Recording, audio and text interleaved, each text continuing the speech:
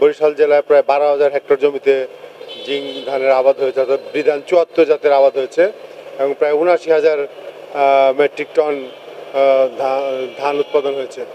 এবং আমরা প্রতি বছরই এই ধানের আবাদ দিন দিন বাড়ছে এবং কৃষকরা আগ্রহী হচ্ছে এবং আমরা বিভিন্ন ধরনের প্রোগ্রামের মাধ্যমে, আমাদের বিভিন্ন ধরনের কর্মসূচির মাধ্যমে, যেমন আমাদের প্রণোদনা কর্মসূচি আছে, রাজস্ব কর্মসূচি আছে, এগুলির মাধ্যমে আমরা কিন্তু জিং ধানের আবাদ বাড়ানোর জন্য কৃষকদেরকে উৎসাহিত উদ্বুদ্ধ করছি এবং কৃষকরাও এই জিং ধানের যে উপকারিতা তারা কিন্তু দিন দিন বুঝতে পারছে। আর চালটা একটু মোটা হওয়াতে এই অঞ্চলের মানুষ এই চাল আর ভাত গ্রহণে আগ্রহী এবং তাই যেহেতু তারা এটা পছন্দ করছে, কাজেই নিজেদের জন্য তারা এই ধানের এবং চালের উৎপাদন এবং আবাদ দুটাই বৃদ্ধি করতেছে। আমাদের দেশের বিশেষ করে সাউথ এশিয়া প্রায় 30% মানুষ জিঙ্ক ডিফিসিয়েন্সিতে ভোগে, তার মধ্যে বাংলাদেশ ও সাউথ এশিয়া একটা অন্যতম দেশ। এখানেও আমাদের একটা অন্তত অ্যারাউন্ড 30% মানুষ জিঙ্ক সহ বিভিন্ন মাইক্রোনিউট্রিয়েন্টের অভাবে ভোগে। তো সেই জন্য আমরা বাংলাদেশ সরকারের খাদ্য মন্ত্রণালয় থেকে একটা বিশেষ কর্মসূচি আছে, সেটা হলো আপনার অনুপুষ্টি সমৃদ্ধ চাল বিতরণ। সেটা আমরা খাদ্য বান্ধব VWB এই প্রোগ্রামগুলোতে আপনার প্রান্তিক পর্যায়ের দরিদ্র মানুষের মধ্যে যে কর্মসূচি, সেখানে আমরা অনুপুষ্টি সমৃদ্ধ কার্নেল মিক্স করে, আমরা সাধারণ চালের সাথে কার্নেল মিক্স করে একটা কর্মসূচি আমাদের পরিচালিত হচ্ছে, সেটা সারা দেশেই হচ্ছে। তো সেইটাও আপনার সরকার আরও বৃদ্ধি করার চেষ্টা করছে। পাশাপাশি আপনার গেইন সহ কৃষি সম্প্রসারণ অধিদপ্তর এবং খাদ্য মন্ত্রণালয় মিলে আগে হচ্ছে বায়ো ফর্টিফিকেশনের মাধ্যমে, অর্থাৎ ধান উৎপাদন পর্যায়ে ওই ধানের মধ্যেই জিঙ্কটাকে ঢুকিয়ে দিয়ে সেটাকে জিঙ্ক সমৃদ্ধ করে মানুষের মধ্যে সেটাকে ছড়াইয়া দেওয়া, যেটা আপনার মোটামুটি ধনী গরিব নির্বিশেষে যারাই চাল খাবে তারাই এটা পাবে। তো এটা অনেক লার্জ স্কেলে হচ্ছে।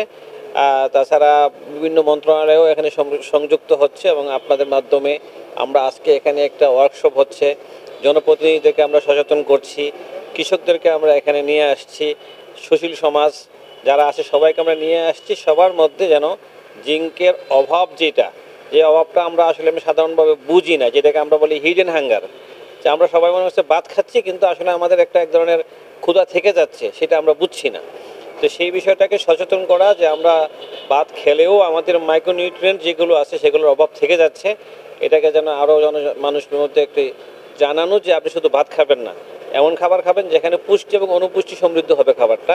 এই বিষয়গুলোকে জানানোর জন্য আমরা বিভিন্ন পর্যায়ে কর্মসূচি গ্রহণ করছি।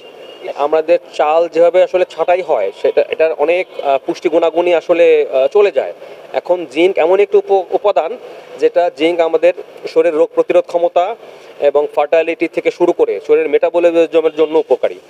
এইটাকে ইনকর্পোরেট করা হয়েছে জিঙ্ক ধানের সাথে, মানে জিঙ্ক ধানের যে চালটা হবে এটা হবে একটা জিঙ্ক আলাদা পুষ্টিগুণ সম্পন্ন চাল। তো এইটা আমাদের শিশুদের জন্য এবং নারীদের জন্য এবং সর্বোপরি সকল বয়সী মানুষের জন্যই এই জিঙ্ক ধানের চালটা উপকারী। এইটারই পরিচিতিমূলক আলোচনা আজকে আমাদের হচ্ছে এবং আমরা এই ব্যাপারে অনেক কিছু জানতে পারছি। আমাদের খাদ্য অধিদপ্তর এবং কৃষি বিভাগের মত বিনিময় হচ্ছে জিঙ্ক ধান B74 থেকে শুরু করে আরও যেসব জাতগুলো আছে, প্রকরণগুলো আছে, এগুলো যাতে কৃষকদের মাঝে এবং আমাদের খাদ্য বিভাগের কর্মকর্তাদের মাঝে এবং সংশ্লিষ্ট যারা আছে সকলের মাঝে এটাকে যাতে আলাদাভাবে কীভাবে চাষাবাদের জন্য ছড়িয়ে দেওয়া যায়, তাহলে পুষ্টি নির্ভর আমরা আলাদা একটা চালের প্রকরণ পেতে পারি। আমরা এটার সাথে পরিচিত হওয়ার জন্য আসলে এই আয়োজনটা।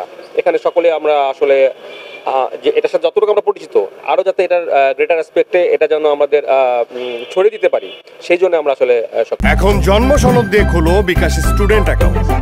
নিজের বিকাশ নিজে কর।